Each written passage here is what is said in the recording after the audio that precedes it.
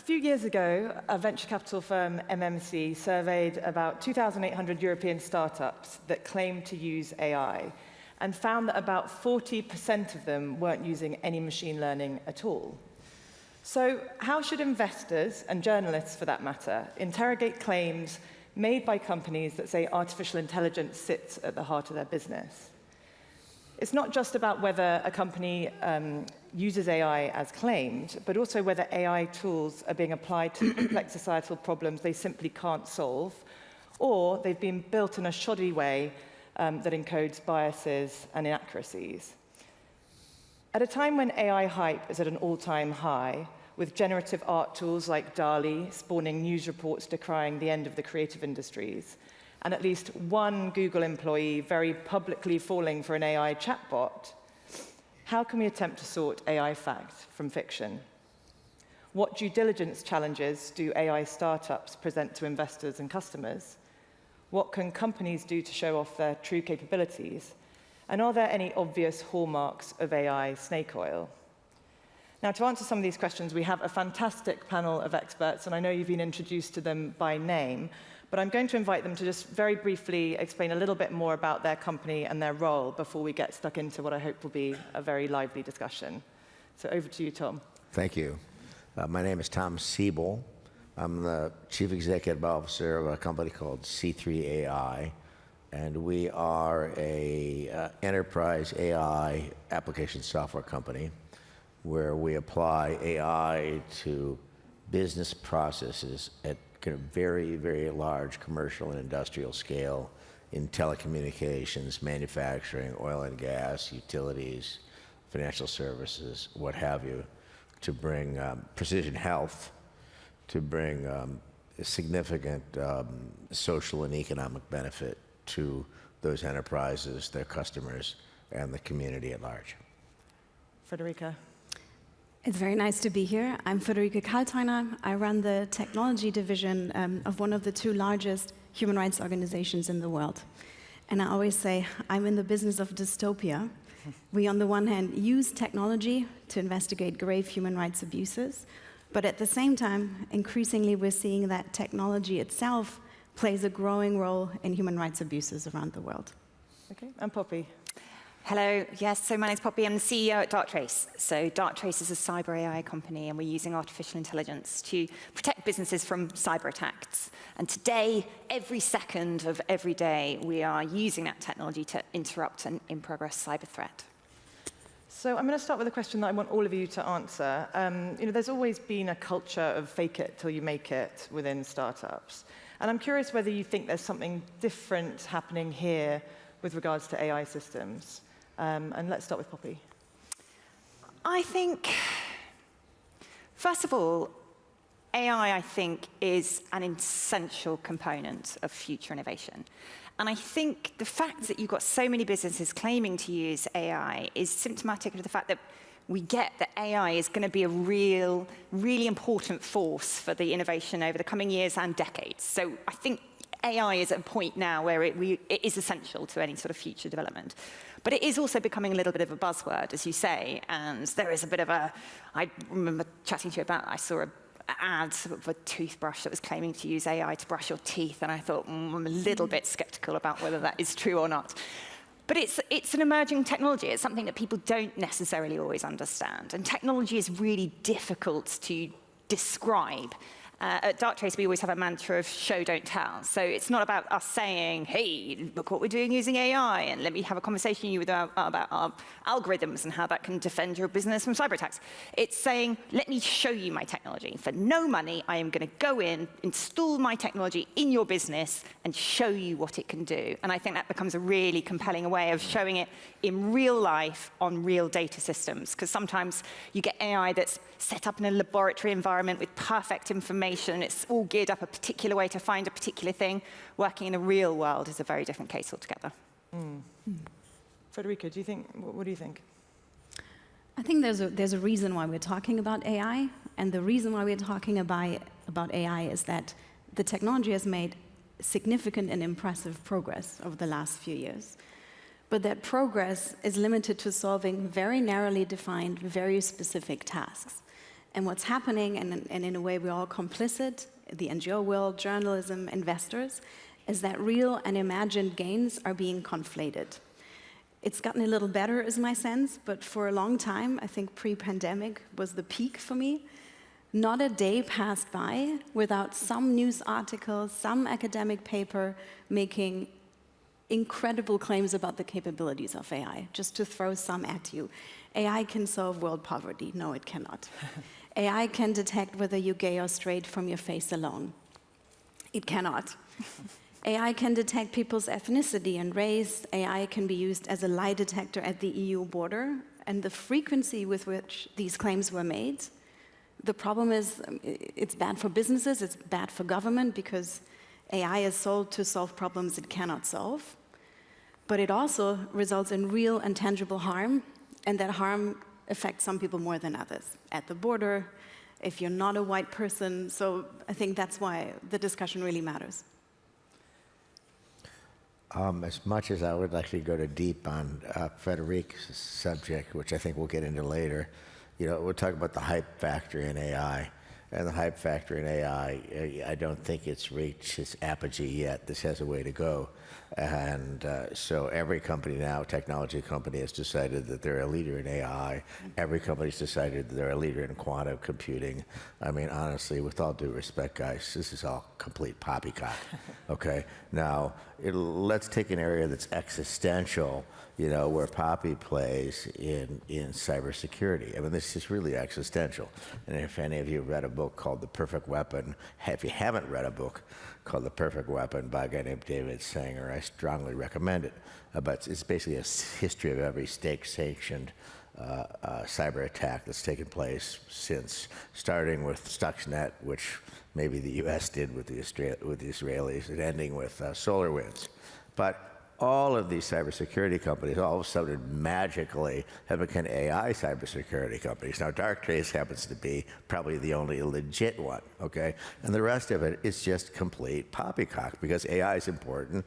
They've said, basically what these guys have is databases of known strings, okay, WannaCry and what have you, and they're doing database lookups on the way, as the string comes through the firewall. Well, guys, this is not AI, okay?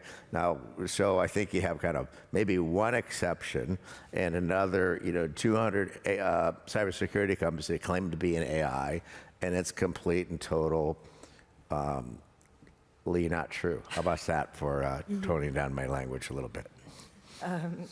Now, Poppy, Darktrace has been the target of criticism. I know it's been largely stoked by a short seller, but the criticism says that you're overhyping your product's capabilities, and some customers have allegedly characterized it as AI snake oil. How does a company like Darktrace respond to criticism like that and try to showcase your product's true capabilities? I think, much as it's deeply irritating to hear this sort of unfounded criticism, it's the nature of being a public company. We became public 15 months ago, and there's people that love buying your stock, and there's people that want to make money on the other side, and that's completely legitimate. We'll leave that to them. But the thing that I always come back to is, we have 7,400 customers. That means there's 7,400 CISOs and CIOs that thought, I want to see Darktrace working in my business and demonstrate its value, and then I'm going to part with the hard-earned cash that this business has generated to buy that technology and keep hold of that technology, and that's a sort of key indicator for me. Okay. With the technology currently available, what kinds of problems are AI systems good at solving? I know Frederike's talked about some of the ones where they can't work, and where do they not work so well? How do you draw that line? Tom, let's start with you. I think you can look at the world of AI as divided into three parts, kind of like Caesar divided Gaul into three parts. You have AGI, which is artificial general intelligence. This is kind of this deep mind idea that we're going to develop computers that have the capacity equal to or greater than human beings. And the dark side of that is when your smart refrigerator takes over your house, or HAL for 2001. And I don't think you need to worry about that, anytime soon. I mean, the smartest computer, largest computer setup that I'm available in the world might have the mental capacity of a mealworm. Now, it's true that we could have AI that can play chess better than a human being, or play Go better than a human being, maybe bake a cake better than a human being. But the problem is developing a computer that can play chess, play Go, drive a car, and write a novel better than a human being. Ain't going to happen anytime soon. Okay, now the second largest application of AI today is in social media. Now this is very nefarious because we have figured out how to manipulate people at the level of the limbic brain. So limbic brain is that part of the brain that we have in common with a lizard. Okay, it evolved about 200 billion years ago, and it deals with the stuff of survival, like food, water, sex, and it releases a neurotransmitter called dopamine.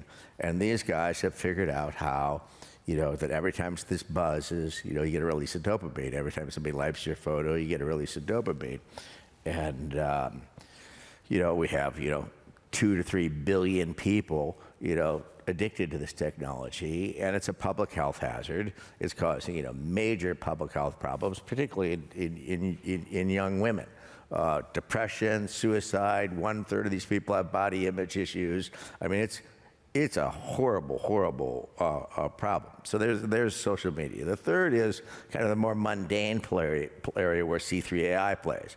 So C3 AI plays in the area of applying machine learning, kind of traditional, now well-developed AI techniques, big data fusion, and then machine learning to business processes where we can improve product availability, we can improve, reduce failures, we can optimize the supply chain, we can make it so customers can reduce customer churn.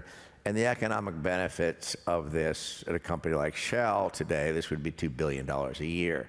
LyondellBasell, a chemical company, this is $1 billion a year. United States Air Force, in terms of increased availability of aircraft, it's billions of dollars a year. So those are kind of the three areas of the way that we look at AI.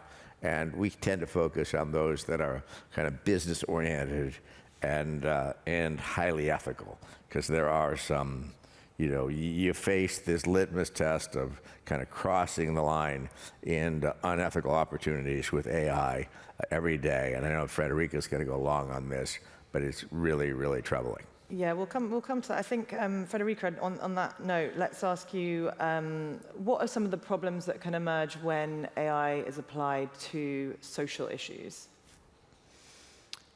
So I think, as I said, AI is very good in solving narrowly defined tasks, but there are some tasks that are fundamentally dubious. And one of these is predicting the future, predicting social outcomes. So who's going to drop out of school? Who's going to be violent when I arrest them? So this is a category where simple regression models, the reality is simply so complex that we're not really seeing. We do not have evidence that AI is really better at making these predictions. So that's a category. But what are the consequences? The consequences are that predictions have real-world consequences. If you are being flagged as an unreliable staff member, as potentially violent, that changes how people interact with you. And again, there are contexts like the workplace where this can lead to discrimination and harassment, but the areas where we work in, disasters, war zones, the border, this suspicion or being flagged as aggressive, deceptive can really harm people's lives. And I think what's so insidious about this is we are increasingly surrounded by systems that make assumptions about who we are. And the burden of proof falls on us to then correct these systems to say, this is actually not who I am. But we're dealing with systems that are inaccessible to those who are affected. And even making that statement or proving that you haven't committed fraud, you haven't lied, you're not trying to, cross the border illegally can be a real burden. So this is, I think, one really big category. And the other one that's important is, even in a seemingly more mundane context, we see a lot of sloppiness with which AI is being deployed. But we can talk about this later. Sure. Poppy, with Darktrace's technology is looking for anomalous behavior within an organization to try and find cyber threats. But within that, there could be occasions when your technology is kind of pointing to an individual to suggest that maybe they need to be investigated. Are there any ethical concerns that come about with that? I think AI is brilliant at augmenting the human in the system and supporting the human in their job. And AI isn't used, I don't think, when it shouldn't be used to give a definitive answer. It's not saying, I'm a maths graduate, so apologies for the slight maths, but it's not a formula. Here's some inputs and there's an answer, and it's de facto this answer. It's much more of that sort of algorithmic, constantly reassessing. There's a whole ton of information, and across all of these bits of information, probabilistically, this is the bit that you should pay most attention to, or these are some areas of expertise. And I always liken it to when you meet a friend for coffee, and you sit down and say, how are you? And they say, yeah, I'm fine. But you think, I don't think they are fine. It's the tone. They've not brushed their hair. They've spilled coffee on themselves. Whatever it is, there's lots of little indicators where you think, you know what, I don't think they are fine. And that is what AI is really good at, digesting a whole bunch of information and then intelligently saying, probabilistically, these are the key things that you should be spending your time on. So for us, in terms of cybersecurity, to your point, it will be saying, hey, business, these are the top 3 things that right now look most unusual given what we're used to, the kind of behavior that's happening within your organization. If you're going to do 3 things today, investigate these 3 things. What they're not doing is saying, Bob in HR is a fraudster and you should fire him immediately. Tom, do you agree with that?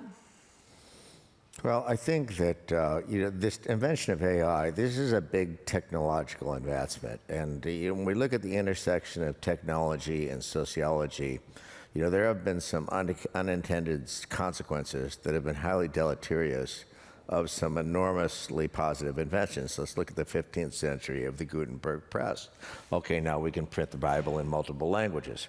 Okay, people can learn to read. We don't have to only go to the Pope or to the monk to figure out what's going on with, in heaven. Well, I mean, think of the consequence of the Gutenberg press. I mean, that obviously is a big deal, and it changed all our lives for centuries. But you can draw a direct line between that and the Reformation, 100 years of war, 30 years of war. I mean, there was nothing but wars in Europe for like 200 years, right? Ending with the Treaty of Westphalia. Let's look at the steam engine and the Jacquard loom. I mean, I would argue that these are positive events. I think the Industrial Revolution was a good thing. Okay. That being said, you can draw a direct line between, between the invention of those technologies and Dickinsonian Europe, child labor, labor unions, Marxism, communism, World War I, World War II. Okay, so what about AI then? No, same thing. Well, AI is bigger than that. Okay, AI is bigger than that. Let's look right here in River City. Okay, you guys are about to release about a $500,000 award in national in your NHS to use AI and to digitally transform your health system, which needs some help. Now, we can use AI to aggregate the genome sequences and the health records of the population, say, of the UK into a unified federated image. And then we can use machine learning to predict, for example, who's going to be diagnosed with what disease in the next 5 years. Intervene clinically and avoid the diagnosis. Okay, this is a big deal. We can use AI. Hang on, I think we've got a problem with your mic.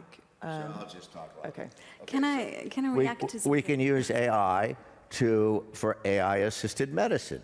We can use AI for genome-specific medical protocols. And this is all goodness in light. We're delivering lower-cost health care to much broader populations, augmented by this guy, so we get to underserved populations. At the same time, these data will be used to ration health care. Hard stop. Who cares about, think about what's some of the dark side of this, okay?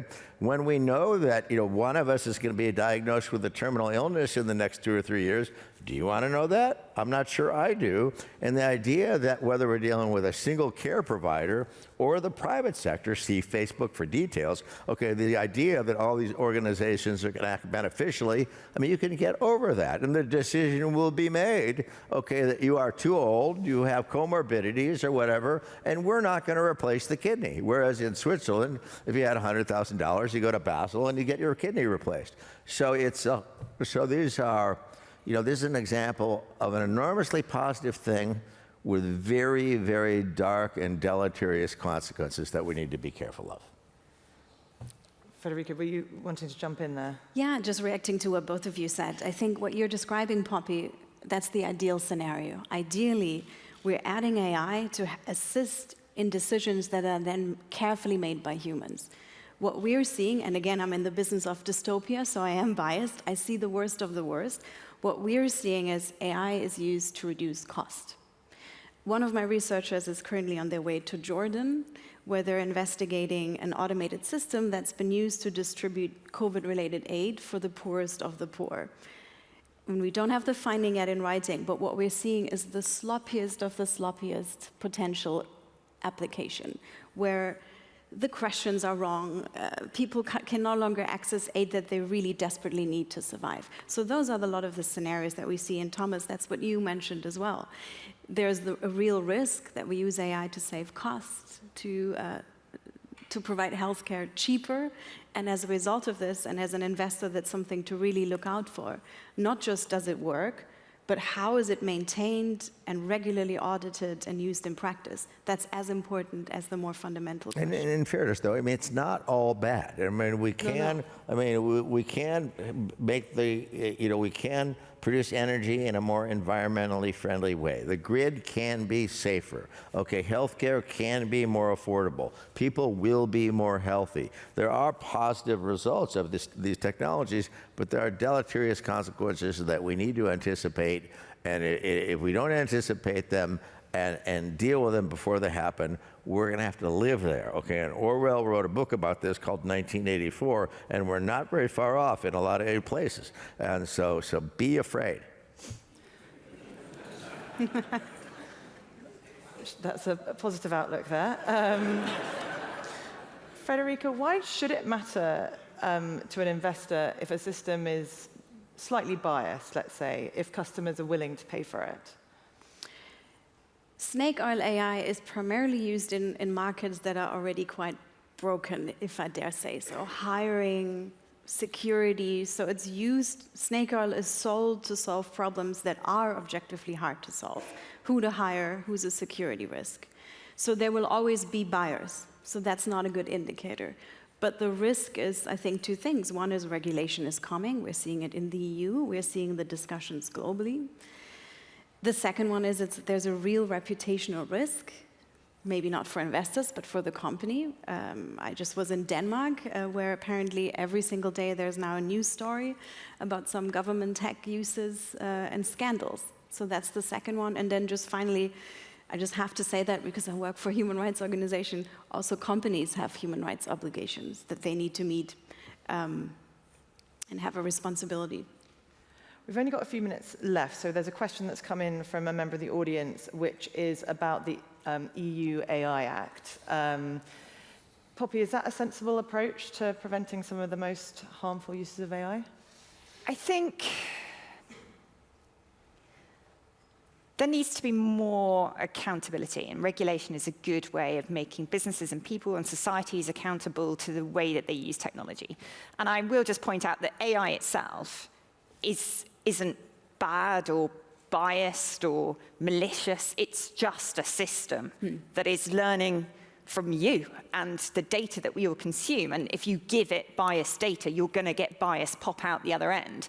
So you do have to be thoughtful in how you're training these systems and how you're applying sort of ethical considerations. My nervousness about regulation is that this is an industry that is changing incredibly fast. Like the amount of innovation, the amount of capabilities that is coming out is changing month to month. And regulation doesn't happen at that same space. So you're only ever going to be regulating for the world that's already refined to yesterday's world. So I think the market needs to be a little bit more developed before that regulation can have a more powerful impact.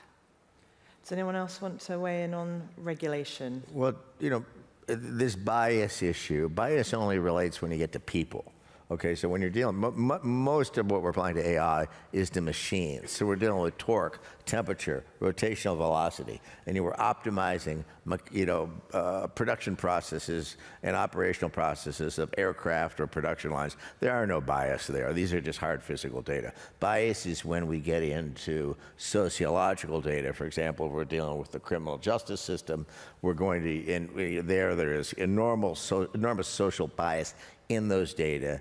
And when we apply AI to that, we will simply perpetuate that cultural bias. So that is, I mean, it's very legit. But bias only relates to where we have the interaction of AI and humans. And honestly, that's about 20% of the application of AI in the world. Right, we've got very little time left, so I've got one last question. I want you to all answer with just a couple of words, and you're not allowed to include your own companies as an answer. Name one AI company you'd invest in and one you'd run away from. Tom? I don't know how anybody could ethically be a Facebook shareholder, okay, and look themselves in the mirror in the morning. Okay. I don't know, candidly, how anybody could work there and look themselves in the mirror without slitting their throat, okay? Oh, okay. So that's when you... Give me a minute, I'll tell you what I really think. With these people, the damage they're doing to teenage girls, the market they're creating for slavery in the Middle East and Africa. I mean, this is the primary means for, facilitating the slave trade, the Middle East and Africa. I mean, how bad can this get? Okay. And so you won't invest in Facebook. What about a company you would invest in? Just the company. Let's. In AI, I honestly don't know. I don't know. I've got a recommendation. You can recommend each other's companies. Frederike, how about you? What do you? I would not invest in computer vision companies that add sort of identity prediction. There are these companies that have patents on identifying Uyghurs in a crowd in China. The entire computer vision industry, there are some real issues. What I would invest in, I'm not an investor, there are some really fascinating uses of AI in the human rights space, for example, to train AI to detect weapons, and that's really useful, for example, for our work in Ukraine to detect whether cluster munitions have been used. Okay, and Poppy. I struggle to talk out particular names. I think AI's got some really interesting use cases in healthcare and being able to sort of pools that bioinformatics information together, and I think that's sort of really good. But fundamentally, I don't think people should be investing in businesses because they use AI. They should be investing in businesses because they solve problems. And as long as those problems are being solved, that's good. So you're not going to name any company you'd invest in? No, I'm not. Or that you would run away from? Correct. Okay, on that note, we've run out of time. I'm sorry we didn't get to all the questions, but thank you very much to my brilliant panel.